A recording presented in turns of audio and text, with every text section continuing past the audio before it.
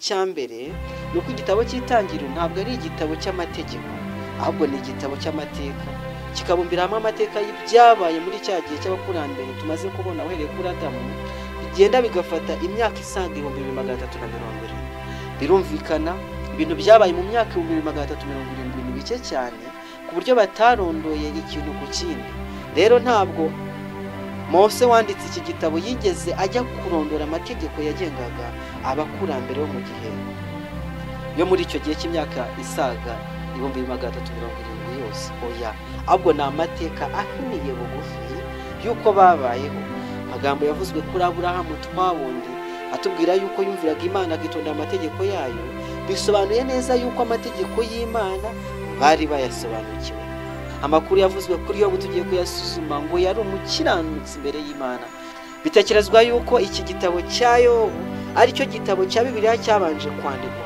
niko abahanga mu bya Bibiliya bisobanura kandi umwanditsi wacyo ni Mose yacyanditse ari mu misozi y'Imidiyani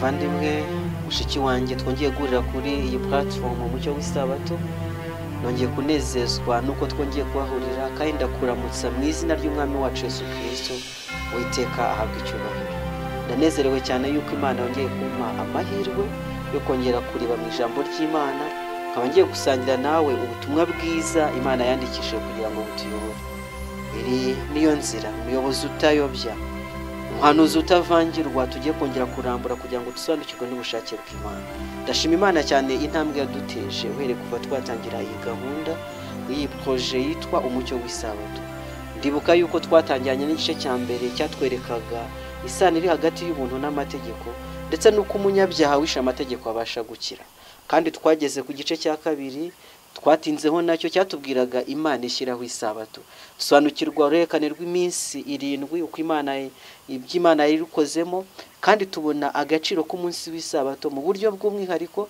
kandi twibaza n'ibibazo niba icyumweru kikimeze nka kwa kundi cyari kiri mu gihe cya Edeni niba umunsi w'Isabato ukiri wa wundi Imana yatanze mu ngo bya Edeni twose twabonye ibisubizo kandi byifashishijwe Bibiliya twinjiye mu gice cya gatatu kandi nicyo gice turiho kitubwira iby'Isabato n'abakurambere reka mbere yuko dukomeza iki gice twongereye dupfukame mbere y'Imana mu mitima yacu dusenge maze dutangire dusenge Imana Data wa twese uhoraho uhabwe icyubahiro gushimiye yuko uri mwiza kandi imbabazi zawe zihoraho iteka ryose rongeye duhaye amahirwe yo kumva ijambo ryawe reka ritubumburirwe kandi uribumbire mu mitima yacu Mwuka Wera atuyobore kuri buri somo turi buze gusoma kandi ngo wowe wemeze imitima y'abanyabyaha atwemeze rwose ubushake bwawe niko gusenga kwacu mu izina rya Yesu amen Isabato n'abakurambere ndagira ngo nkwibutse ibiganiro bibanje ko twageze ku bintu bikomeye aho twabonye iby'igitabo cy'itangiriro cyabereye benshi ikizamini bibaza ngo kubera iki Isabato itavuzwe mu gitabo cy'itangiriro igitabo kivuga amateka maremare asaga ibinyagihumbi 2 ndetse kigafata n'ikinyagihumbi cya gatatu ko kivuga kibumbira hamwe amateka yamaze imyaka 2370 yose kubera iki Isabato itongeye kuvugwa uretse mu itangice cya murongo wa 1 kugeza wa 3 hatubwira uko Imana yarangije kurema maze ikeza Isabato ikayomugisha kandi kayiruhuka none ikibazo benshi bibaza kubera iki tutabwirwa abakurambere bategekwa kuruhuka Isabato maze bakagera ku mwanzuro ubabaje bakavuga yuko Isabato itigeze irukwa n'abakurambere ahubwo Isabato yahawe Abisirayeli mu gihe cya Mose ariko hari ibintu bikomeye twabonye ndetse bigera kuri 5 icyambere nuko igitabo cy'itangiriro ntabwo ari igitabo cy'amategeko ahubwo ni igitabo cy'amateka kikabumbira hamwe amateka y'ibyabaye muri cya gihe cy'abakurambere tumaze kubona uhereye kuri Adamu bigenda bigafata imyaka isaga 2370 birumvikana ibintu byabaye mu myaka 2370 ni bike cyane ku buryo batarondoye ikintu ku kindi rero ntabwo Mose wanditse iki gitabo yigeze ajya kurondora amategeko yagengaga abakurambere bo mu gihe yo muri icyo gihe cy'imyaka isaga 1370 yose. Oya, ahubwo ni amateka ahiniye bugufi yuko babayeho. Cyakora ryatubwiye ibintu bikomeye. Intangiriro yacu turayisobanukirwa, uko umuryango ukwiye kuba umeze turabisobanukirwa, ubushake bw'Imana, abantu bakomeje kugendana n'Imana, kandi tubona yuko itorero ry'Imana ryakomeje kuba ku isi kugeza na n'uyu munsi, bikadutera gushikama kandi tukumva twifuje kwigira kuba kurambere kugira ngo tumenye ubushake bw'Imana uko buri. Icya kabiri twabonye ni uko icyizere cyo kubaho cyabo, life expectancy y'ab'icyo gihe, yabaheshaga guhererekanya amakuru y'ubushake bw'Imana mu buryo budasanzwe, ku buryo twasanze harabayeho igihe kirekire abantu baramaga. Adamu wavutse ari mukuru, cyangwa se Imana yaremye ari umugabo, yamaze imyaka 930 yose. Kandi ikindi twabonye, umuntu waramye igihe kirekire Metusela yageze ku myaka 969. Murumva ko ari imyaka myinshi cyane. Ariko ikinejeje kurutaho, umuhungu wa Nowa, wa wundi warokotse umwuzure, uwo nguwo yabayeho Adamu akiriho, ndetse babashije kubana igihe gisaga imyaka 56. Kandi uyu muhungu wa Nowa nawe yarakomeje ararama ku buryo yabanye na Aburahamu imyaka isaga 150. Byumvikane yuko uruhererekane rw'ibyabereye muri Edeni n'ibyabikurikiye Aburahamu yari abizi mu buryo bwuzuye rwose. Hererekanya amakuru ryari nta makemwa rwose. Icyo ni icya kabiri twabonye. Icya gatatu gikomeye twabonye nuko guceceka ku byerekeye isabato mu gitabo cy'Itangiriro bitaboneka gusa mu gitabo cy'Itangiriro, ahubwo hari n'ahandi muri Bibiliya kiboneka. Kandi uko guceceka twatanze urugero ruboneka mu gihe cya Mose kugeza kuri Dawidi, aho rwose isabato itigeze ivugwa na gatoya. Ariko ibyo kandi twabonye ko bidasobanuye yuko abantu babayeho mu gihe cya Mose kugeza kuri Dawidi nka Yosuwa, Otiniyeli, Baraki, Manowa, Samusoni, abo bagabo b'Imana nka Gideyoni, Yefta, Samueli, ba Elimeleki, ba Obedi, ba Bowazi n'abandi, ndetse n'abagore bashikamye ku Uwiteka nka ba Debora, Naomi, Rusi, Hana n'abandi tutarondora amazina yabo. Ntabwo ibyo bisobanuye yuko batari basobanukiwe n'ubushake bw'Imana ku isabato. Niba rero bari barakomeje isabato, na ba bandi bo mu gihe cya Aburahamu, ba bandi bo mu gihe cya Nowa, ba bandi bo mu gihe cya Henoki n'abandi babayeho mbere yuko Abisirayeli babaho, byanze bikunze babasobanukiwe ubushake bw'Imana nk'uko buri no ku ngingo y'isabato nayo. Ikintu kibitwemeza ni ingingo ya 4 twabonye, nuko twasanze aba bantu bafite umurongo uhamye w'itumanaho bamenyeragamo ubushake bw'Imana, bari basobanukiwe n'amategeko y'Imana. Magambo yavuzwe kuri Aburahamu twabonye atubwira yuko yumviraga Imana akitonda amategeko yayo, bisobanuye neza yuko amategeko y'Imana bari bayasobanukiwe. Ushize twagenzuye imibereho y'abakurambere, tunyurwa nuko bari bazi ubushake bw'Imana rwose, bari bazi amategeko y'Imana. Ingero ni nyinshi twabonye Yosefu yaranze gusambana na muka Potifari, ahamya yuko ari ugucumura ku Uwiteka. None se gusambana bivanye niba batari bazi yuko gusambana ari icyaha?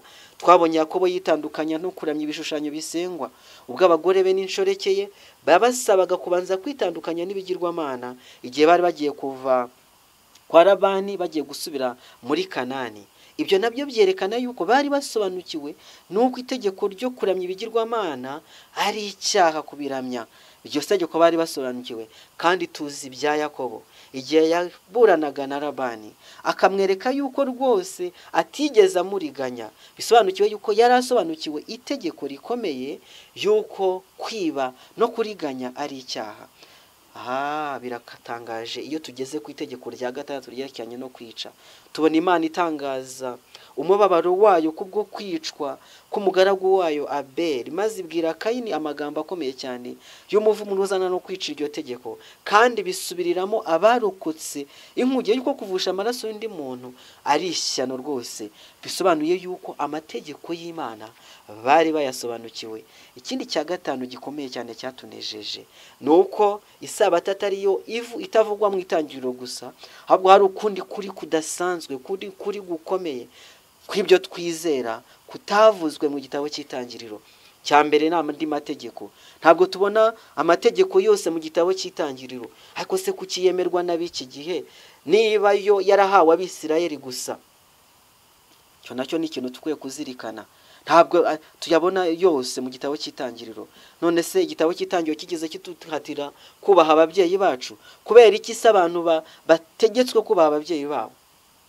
N'uyu munsi niba byarahawe abo kwa Mose gusa, nibyo koko isi iri kugenda yangiza umuryango ku buryo iryo tegeko naryo riri kwicwa.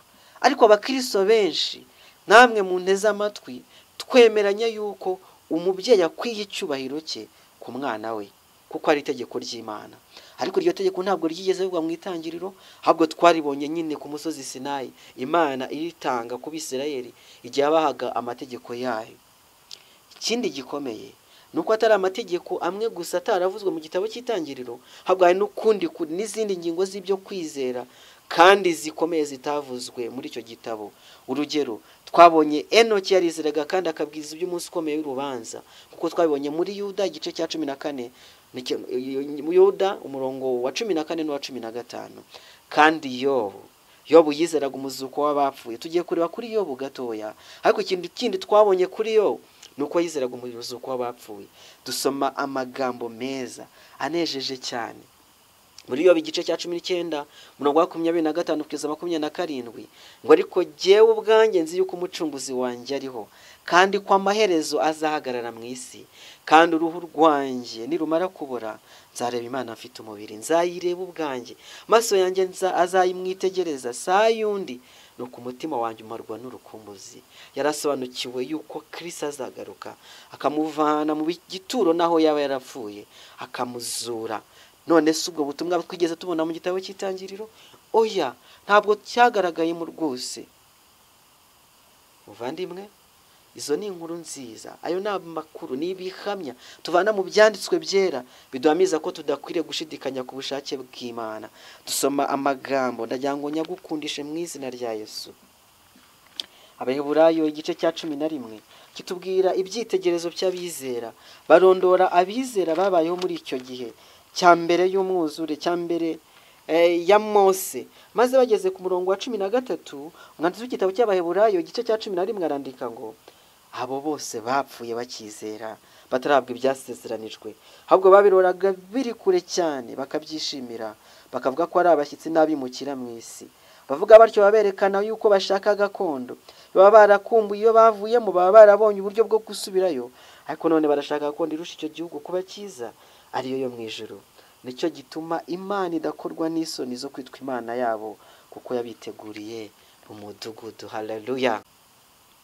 Abantu b'Imana bari basobanukiwe ubushake bw'Imana mu buryo budasanzwe, babanaga n'Imana. Amakuru yavuzwe kuri Enoki ngo yagendanye n'Imana imyaka 300. Amakuru yavuzwe kuri Yobu tugiye kuyasuzuma ngo yari umukiranutsi imbere y'Imana. Amakuru yavuzwe kuri Nowa warokotse umwuzure ngo yagendanye n'Imana, yari umukiranutsi wayo, maze Imana ibona yuko bakwiriye kurokoka ibyago byenda gutera. N'andi makuru meza y'abakurambere bacu ngo bapfuye bakizera, batarabwa ibyasezeranijwe, babiroga biri kure cyane, bakabyishimira, bakavuga bati turabashyitsi n'abimukira mu isi, tuzakomeza kunamba ku Mana yacu, tuzagendana nayo, twumvira ubushake bwayo. Muri aka kanya tugiye kongera dukora umwitozo nk'uwo twakoze ubushize mu gitabo cy'Itangiriro. Twasuzumye itegeko ku itegeko ngo turebe ko hari amategeko twasanga mu gitabo cy'Itangiriro mu mibereho y'abakurambere. Si uko ayo mategeko yatanzwe nk'amategeko, ahubwo mu mibereho, mu mateka yavuzwe y'abakurambere, twabonye abakurambere bacu bagendana n'Imana kandi bishimira kugendera mu mategeko yayo, bagahamya ko ari ukuri kw'Imana. Muri aka kanya tugiye kongera turebe mu gitabo cya Yobu. Igitabo cya Yobu, bitekerezwa yuko iki gitabo cya Yobu ari cyo gitabo cya Bibiliya cyabanje kwandikwa, niko abahanga mu bya Bibiliya babisobanura. Kandi umwanditsi wacyo ni Mose, yacyanditse ari mu misozi y'Imidiyani mu kinyejana cya 15 mbere ya Kristo. Birumvikana kivuga inkuru y'umukiranutsi wabayeho mbere ya Mose witwaga Yobu. Amagambo meza atangira iki gice. Yobu igice cya mbere umurongo wa mbere atubwira amakuru meza avuga ngo mu gihugu cya Uzi hari umuntu witwaga Yobu, kandi uwo muntu yari umukiranutsi utunganye wubahaga Imana akirinda ibibi. Mu gihugu cya Uzi, Yobu wo mu gihugu cya Uzi wubahaga Imana. Nshuti yanjye, mbese gukiranuka bisobanuye iki? Ngo yari umukiranutsi utunganye yubahaga Imana akirinda ibibi. Umukiranutsi bisobanuye iki? Kandi ikibi bisobanuye iki? Kandi kubaha Imana bisobanuye iki? Niba nta mategeko yari ahari, ndagira ngo nkubwire amakuru akomeye. Kimwe n'igitabo cy'Itangiriro, nta rutonde rw'amategeko dusanga mu gitabo cya Yobu, ariko kandi amasomo menshi haduhishurira yuko Yobu yari asobanukiwe amategeko y'Imana mu buryo bwuzuye. Nicyo gituma yari atandukanye n'abandi bo mu gihe cye, maze Imana yamureba ikamwita umukiranutsi, ikamwita umuntu utunganye, umuyubaha kandi akirinda ibibi. Dukurikije ibyanditswe byera, dusobanukiwe yuko kuba umukiranutsi bisobanuye kugendera mu by'amategeko asaba, kuko amategeko y'Imana yiswe gukiranuka. Aya magambo tuyasoma muri Zaburi 119 murongo w'172, atubwira ngo ururimi rwanjye rurimba ijambo ryawe, kuko ibyo wategetse byose ari byo gukiranuka. Nshuti yanjye, iby'Imana yategetse nibyo bifite igisobanuro cyo gukiranuka. Ntabwo dushobora kuvuga yuko umuntu ari umukiranutsi, ntabwo twashobora gutandukanya gukiranuka no gukiranirwa niba tutabirebeye mu by'Imana yategetse. Yobu igice cya 3, igihe Satani yaragarutse imbere y'Imana, aje kurega Yobu, aje gushaka impamvu zo gutuma Yobu ajya mu kaga, Uwiteka abajije Satani ati, aho witegereje umugaragu wanjye Yobu yuko ari ntawe uhwanye nawe mu isi, ari umukiranutsi utunganye wubaha Imana kandi akirinda ibibi? Yakomeje gukiranuka kwe nubwo wanteye kumugirira nabi nkamuhora gatsi. Yobu yari umukiranutsi utunganye wubaha Imana kandi akirinda ibibi. Igice cya 23 murongo wa 12 nawe atubwira andi magambo akomeye kandi asa nayo twabonye mu Itangiriro cya 23 murongo wa 5. Mbere yuko nsoma iryo muri Yobu, reka nongere ngusomere isomo ryo mu Itangiriro 23 murongo wa 5. Amagambo Uwiteka yavuze kuri Aburahamu, aravuga ati, kuko Aburahamu yanyumviraga akitondera ibyo namwihanangirije n'ibyo nategetse, n'amategeko yanjye nandikishije nayo navuze. Aburahamu yumviraga Uwiteka akitondera amategeko ye.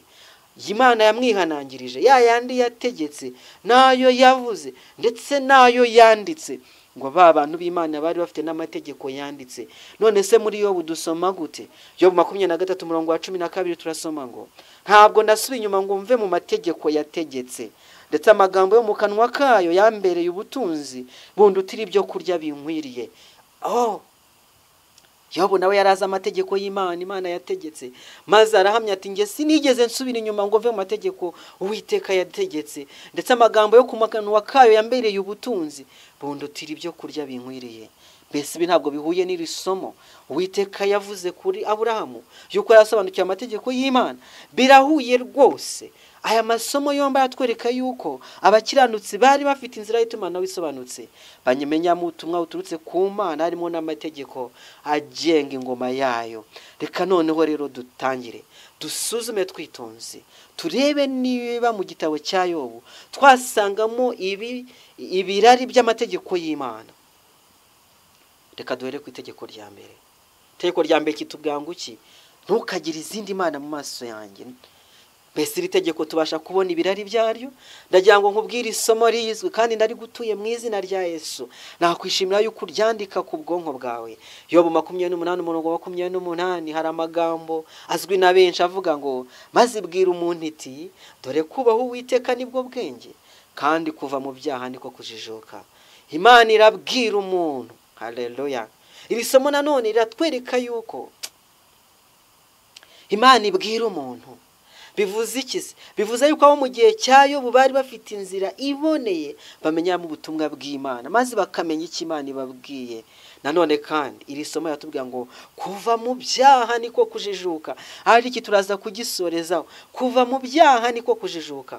Nkuko twabibonye mbere yose, icyaha no kwica itegeko ry'Imana. None se amategeko y'Imana niba atazwi, twasobanukirwa n'icyaha gute? Kuva mu byaha niko kujijuka. Yobu niko atubwiye. None se ubwo niba batari bazi amategeko, bari bazi icyaha. Oya, kubera ikizi icyaha ni ukwica amategeko, kandi aho amategeko atari nta cyaha kihaba, nk'uko Abaroma igice cya 4 umurongo wa 15 batubwira. Noneho rero niba ari uko bimeze, bisobanuye neza yuko abo bantu nabo bo mu gihe cya Yobu bari basobanukiwe amategeko y'Imana, bikabatera kwanga icyaha, kuko icyaha ari ukwica amategeko y'Imana. Ariko reka nisubire kuri rya somo, bazibwira umuntu iti dore kubaho Uwiteka nibwo bwenge, kandi kuva mu byaha niko kujijuka. Mbese iri somo niryerekana yuko abantu b'Imana bari basobanukiwe yuko kwisumeta ku Mana, kwigirira icyizere yonyine ari byo bibahesha kugira ubwenge, ari byo byatuma baba abanyabwenge kuruta kugira izindi mana. Ahari iryo somo ntabwo ryahuranije mu buryo bwumvikana, ariko dusoma Yobu igice cya 31 umurongo wa 26 kugeza 28 amagambo avuga ngo niba naritegereje izuba igihe riva, cyangwa ukwezi kugenda kurabagirana nkabiramya, kandi umutima wanjye ugashukashukwa rwihishwa, n'ikiganza cyanjye nkakinyweraho isubyo, ibyo nabyo bya mbere bibi biragahanwa n'abacamanza, kuko ari uguhemukira Imana iri hejuru. Yo bari gutanga ubuhamya avuga ati niba naritegereje izuba igihe riva, cyangwa ukwezi kugenda kurabagirana maze nkabiramya, kandi umutima wanjye ugashukashukwa rwihishwa, n'ikiganza cyanjye nkakinyweraho isubyo, ibyo nabyo bya mbere bibi biragahanwa n'abacamanza, kuko ari uguhemukira Imana iri hejuru. Mbese aya magambo tuyasesenguye neza, ntabwo twabona yuko Yobu yarasobanuye itegeko rya mbere n'itegeko rya kabiri, itegeko ryo kutagira izindi mana mu maso yacu, kandi itegeko ryo kutubarara imbere y'ibishushanyo bibajwe, no gukora imihango ya gipagani yo kunywa amasubyo n'ibindi. Ibi bikorwa byose byo kuramya izuba, kuramya ukwezi n'inyenyeri, hamwe no kunywa amasubyo, ni ibikorwa byagendanaga no kuramya ibishushanyo bisengwa. Yobu yarasobanukiwe yuko ibyo ari icyaha imbere y'Imana, yarasobanukiwe yuko ari uguhemukira Imana iri hejuru, nk'uko amagambo tumaze gusoma muri Yobu 31 umurongo wa 26 na 28 hatubwiye byari icyaha. Amategeko se ntayasobanukiwe itegeko rya mbere n'irya kabiri? Birasobanutse rwose. Itegeko rya gatatu ritubwira ngo iki? Ntukavugire ubusa izina ry'Uwiteka Imana yawe, kuko Uwiteka atazamubara nk'utacumuye umuntu wese uvugira ubusa izina rye. Nsoma amagambo ari muri Yobu igice cya 2 umurongo wa 9 kugeza uwa 10. Igihe umugore we yaraje kumutera gucumura ku Uwiteka, umugore we aramubwira ati mbese ubu uracyakomeje gukiranuka kwawe? Ihakana Imana wipfire. Umugore yabonye kuribwa kwa Yobu, maze aramubwira ati ihakana Imana irakureka wipfire, kubera yuko n'ubundi uriho utariho. Ariko Yobu aramusubiza ati uvuze nk'umwe mu bagore b'abapfapfa. Mbese twahabwa ibyiza mu kuboko kw'Imana tukanga guhabwa ibibi? Maze amagambo akurikiraho ku murongo wa 10. Muri ibyo byose nta cyaha Yobu yacumurishije ururimi rwe. Ngo muri ibyo byose nta cyaha Yobu yacumurishije ururimi rwe. Mbese itegeko mu mategeko y'Imana rikomeza kwahuranya mu buryo budasanzwe ingingo yo gucumirisha ururimi ni irihe? Ni itegeko rya gatatu rivuga ngo ntukavugire ubusa izina ry'Uwiteka, kuko umuntu Uwiteka atazamubara nk'utacumuye umuntu wese uvugira ubusa izina rye. Itegeko rya gatatu niryo ryamagana gucumurisha ururimi mu buryo bwahuranije. Abo mu gihe cya Yobu babayeho mu gihe cya mbere ya Sinayi, bari bazi neza yuko bakwiriye kwirinda gukora icyaha bacumurishije ururimi rwabo. Itegeko rya 4 ritubwira rya rindi turi gusuzuma rishingiyeho ino proje yacu rivuga iby'isabato, ntabwo twigeze turibona mu gitabo cya Yobu. Ariko kandi ibyo ntabwo bisobanuye yuko iryo tegeko ritari ririho, nk'uko twamaze gutanga impamvu zifatika. Itegeko rya 5 naryo ritubwira ibyo kubaha ababyeyi, naryo ntabwo turibona mu gitabo cya Yobu. Itegeko rya 6 riratubwira ngo ntukice. Ni amagambo ari mu Kuva igice cya 20 umurongo wa 13. Mbese mu gitabo cya Yobu naho hamagana ubwicanyi? Yego. Yobu 24 umurongo wa 14 dusoma amagambo akomeye ngo umwicanyi abyuka mu rukerera akica umukene n'indushyi, kandi nijoro agenza nk'umujura. Katwumva aya magambo. Umwicanyi abyuka mu rukerera akica umukene n'indushyi, kandi nijoro agenza nk'umujura.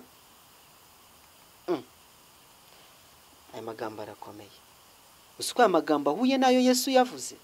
avuga ati nta kindi kigenza abajura nijoro keretse kwica no kunyaga. Yobu yari abisobanukiwe nawe yuko abicanyi burya n'abajura batagenzwa na kamwe. Mujuru ugenza nijoro aba ari n'umwicanyi. Ni icyaha imbere y'Imana. Maze Yobu 34:39, niba narariye umwero wayo nta feza ntanze, iyo ndi imfubyi, cyangwa niba natumye bene yo baheba ubugingo bwabo, noneho ibisura birakamera ahingano n'urukungu rumera hasayiri. Yobu nanone arakihamya avuga ati niba narariye umwero nta feza ntanze, ubwo ni ubujura. Niba naratumye bene yo baheba ubugingo bwabo nkabavutsa kubaho, ibisura birakamera ahingano n'urukungu rumera hasayiri, gerweho n'igihano cy'Imana. Yobu 24:15 atubwiye itegeko rya 7, itegeko ritubazanya gusambana, riravuga ngo ntugasambane. Yobu 24:15 atubwira ngo iki? Umusambanyi arindira ko bwira akavuga ati ntawe uza kumbona, akipfuka mu maso. Abicyo gihe nabo batinyaga icyaha cyo gusambana, bari bazi yuko ari icyaha imbere y'Imana. Abakiranutsi b'Imana ntabwo bigeze babigenderamo.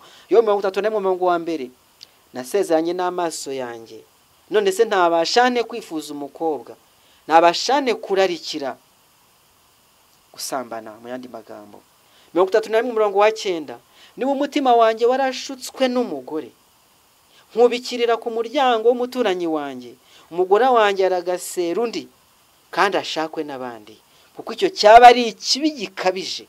Ni ukuri ni ikizira cyo guhanwa n'abacamanza, kuko cyamera nk'umuriro ukongora ukageza ku kurimbuka, kandi cyarandura ibyo nungutse byose. Ngo niba yaragenje ati umutima we warashutswe n'umugore, akubikira ku muryango w'umuturanyi we, aravuga ati umugore wanjye aragasera undi kandi ashakwe n'abandi, icyo cyaba ari icyaha gikabije. Ayo ni amagambo ya Yobu, cyerekana ko icyaha cyo gusambana cyari icyaha na mbere hose. Itegeko rya 8, ntukibe. Mbese abantu bo mu gihe cye bari babizi, twaba tumaze kubibona yuko muri Yobu 24:14 tuvuga ngo umwicanyi abyuka kare akica umukene n'idushyi, kandi nijoro agenza nk'umujura. 22:5-6, ibibi byawe si byinshi. Aba ni abantu bashinjaga Yobu, bamushinja ibinyoma, ariko baravuga bati ibibi byawe si byinshi, ndetse ibicumuro byawe ntibigira urugero, kuko wajyanye ingwate zabo mu vindi imwe ku busa, kandi uwambaye ubusa wamwimye umwambaro. Ingwate, wajyanye ingwate zabo mu vindi imwe ku busa, byo ni ubujura. Aba bari basobanukiye ko byageze umuntu mu kaga ndetse ko kurimbuka. Yobu 31:39 ryasomo twakomeje kureba, niba narariye umwero wayo nta feza ntanze, cyangwa niba natumye bene yo baheba ubugingo bwabo, none wisura birakamera hingano urukungu rumera hasayiri. Niba narabiriye nta feza, ibyo ni ibyibano. Itegeko rya 9 ribuzanye ikinyoma. Harimo amasomo menshi cyane agaragaza yuko ururimi rwacu rukwiye kurindwa ikinyoma rwose. Yobu 6:28, noneho ndabinginze ni mu byitegereze, ni ukuri sinavugira ibinyoma imbere yanyu. Haleluya. Yobu yaravuze ati ntabwo navugira ibinyoma imbere yanyu. Shaka no kureba muri Yobu 15:35 havuga ngo basama igomwa bakabyara ubukiranirwe, kandi umutima wabo ushibukiramo uburiganya n'abariganya. 24:25, niba nanuba atari uko biri, ninde wahamya ko mbeshya ikinyoma n'ubundi?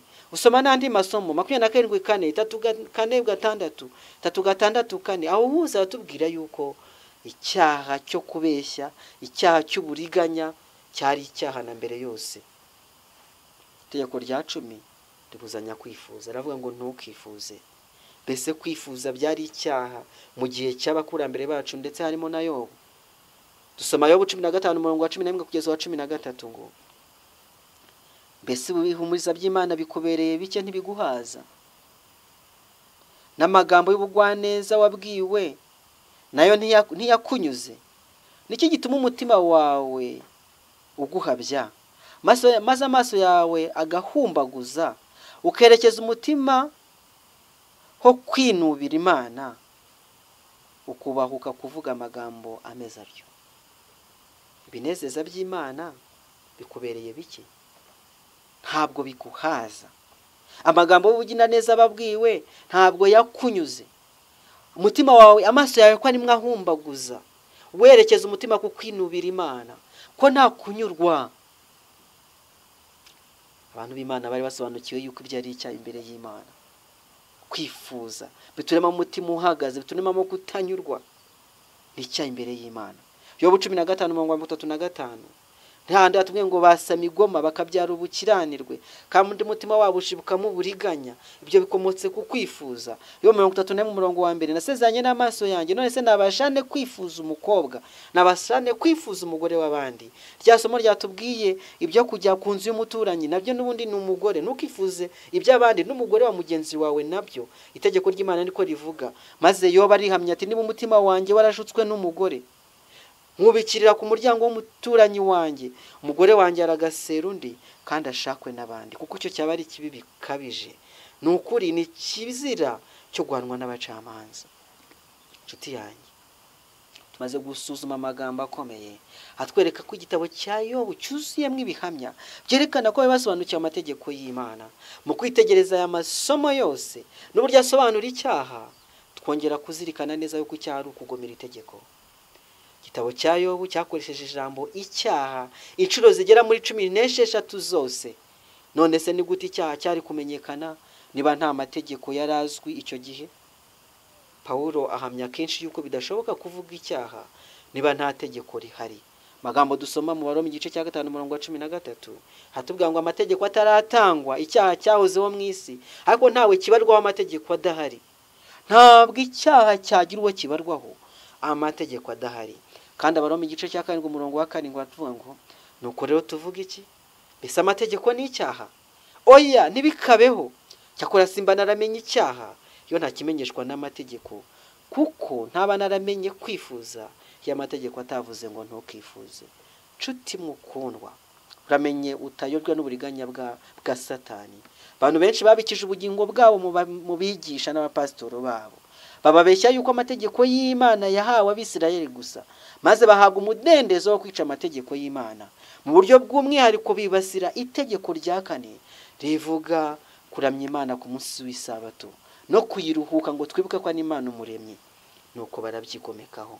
Ariko ndakubwira, nkwinginga mu izina rya Yesu, urambura ibyanditswe byera, bizakwemeza yuko ari ukuri kw'ijambo ry'Imana, yuko Imana itigeze ihinduka, na n'uyu munsi dusabwa kugenda mu bushake bwayo no gukomeza amategeko yayo. Ndakwifuriza kumvira Imana kuruta abantu. Niko gusenga kwanjye muri aka kanya, ngusengera nanjye nisengera mu izina ry'Umwami wanjye Yesu Kristo. Amen. Reka dusenge Imana. Data, turagushimye. Tugushimiye yuko duhaye amahirwe atangaje cyane yo kurambura ibyanditswe byera, tukadusobanukiwe n'ubushake bwawe, yuko ushaka kutugeza ku bukiranutsi bushyitse, kuko kwiringira wenyine, kandi tukagenda mu bushake bwawe nk'uko bwasobanuwe mu mategeko yawe. Mu mbaraga zacu ntabwo twabyishoboza, ariko ya Mana yagendanye n'abakurambere, kagendana na Aburahamu akizera bikamuharizwa no gukiranuka.